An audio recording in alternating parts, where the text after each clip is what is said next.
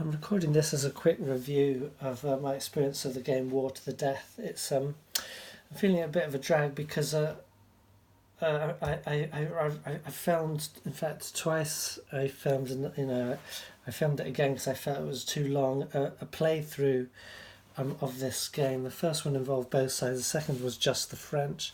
I can't upload it to YouTube. I don't know why. I've uploaded something else, a short video. Maybe it's something to do with that.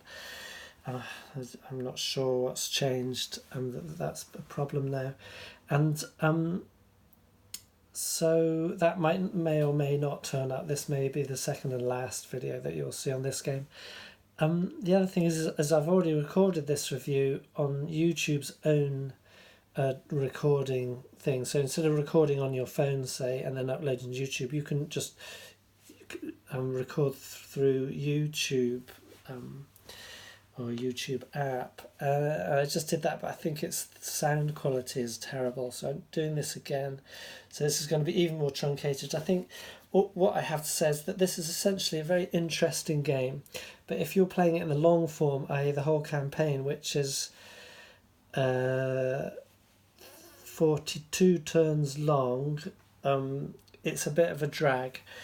And so I'm actually cutting my game short. I've played 18 turns and I sort of had enough with it now, which is a little bit of a shame because I've also just reached the point where I've made two sort of main adjustments that it's going to make next time I do play it, and I'm sure I will play it again. It's going to make the game a lot quicker and easier to play. Now, so my recommendation is if you do play this game, play one of the scenarios. The campaign game is quite interesting, but to get the sense of the whole campaign, as far as I've played it, at least I can see where it's going to go. But I've just got to the point where the French, they've reached their high tide mark in terms of reinforcements, and they're quite settled in and know what they're doing. And then the British have just reached the point where they're beginning to get aggressive.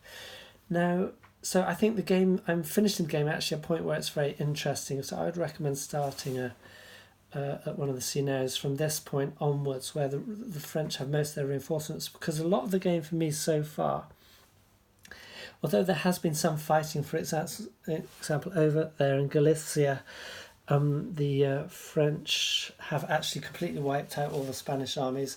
And the last couple of turns, the British have been coming aggressively, but there's been essentially stalemate down here with the Spanish and British facing off against the French in Andalusia on the border of Valencia. And then the rest of everything I've been doing is essentially consolidating and the French hold on the coast here by taking fortresses.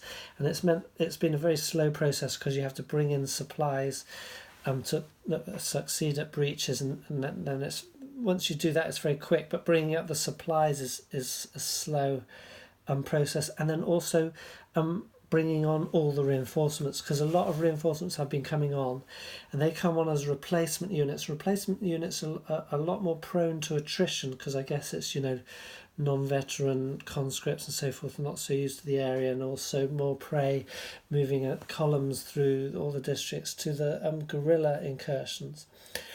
And so long story short is that all this has brought us to where I think it's really going to get interesting, but that's kind of fatigued me in my play of the game as a result of me calling a halt to it. There's the other thing which I would recommend is doing something like what I have discovered how to do, and it's only the last few turns of the game that I finally twigged this. One is that put every strength counter on top of your units, because you're having to look continually to check for attrition every month. That's every turn, and if you're having to lift the counters all the time, it is just such a chore. I was sort of trying to circumvent it by saying, okay, below a certain thing where you don't check for attrition, I won't bother having the strength points above. But then when you move units around, you sometimes have to add units together that would normally be two separate ones below the attrition level. So just putting the strengths above or next to them is not as attractive, because obviously you're getting things like this instead of this. So you're looking at numbers scattered over the board on top of units, but it may if I find the game very interesting in its logistical and sort of slow movement and encroachments aspect. That the graphics don't bother me so much. The other thing, and this is a major thing, is I've abstracted the guerrillas because every month the French have to decide if they're going to fight the guerrillas, and the guerrillas have to decide if they're going to fight the French. So you go through a number of processes, and all the processes in this game are very simple, very smooth, and not hugely involved. But the trouble is, if you're having to go through this every month, it just takes a lot of time and it gets a bit tedious. So in the end, I just abstracted all the guerrilla strengths. So instead of having them moving around in districts and being pushed here and there, and the French trying to fight and then the guerrillas managing to escape and so forth, I just gathered all their counters together in the districts, in the provinces that they're supposed to be, and their strengths, and then I'm using that strength as an immediate modifier on the attrition chart. So because on the attrition roll, so there's no guerrilla combat, I've eradicated that whole thing. It makes every turn a bit quicker, and I think it's appropriate because essentially the guerrilla actions are part of the attrition of the armies. At the present, the armies roll for attrition according to like disease and lack of supplies, but in the overall scenario, the overall thing, the guerrillas are effectively only attrition anyway because they're never very a big strength. They're not going to be involved in great big battles. Perhaps occasionally there were historically, and some, like there's the odd guerrilla counter like there that can move up to 7 strength. So that, for example, could have a decisive effect in combat against a French battalion and so forth. But that's not so interesting, those little details to me. All I'm really interested in the overall effect of the guerrillas, and rolling them into the attrition did that very effectively. And then their gains and reductions are still a decision that is made, but it's a lot quicker the way I've decided that I've done it. Now, the only thing is I don't know if that's going to follow the historical and or the game intended effects, in that whether it makes the guerrillas more powerful or less powerful, I don't know.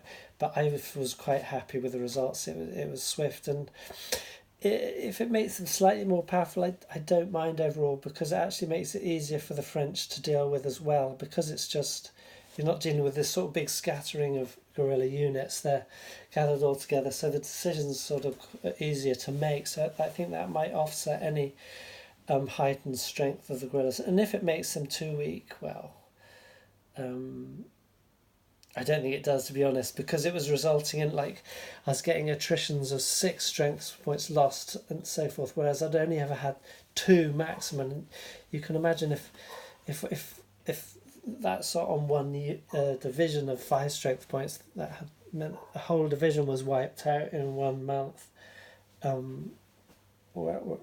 That's not going to happen all the time, but it did happen, so I don't think it makes them too weak.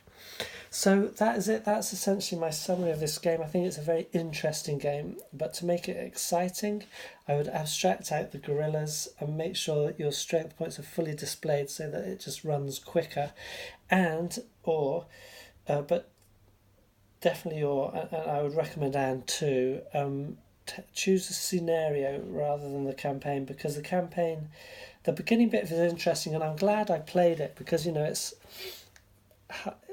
if you did play the whole campaign, I think you would get the sense of this slow French build up and their kind of mopping up actions and consolidation, and then we're going to get in there. Then there's going to be the sort of, then it's going to get to an exciting point where the French cannot defend all their sort of gains everywhere at once, and the Allies will be sort of running in and out and around them and pushing them here and there a bit, because Wellington's going to be very effective, and Hill and Beresford's not bad.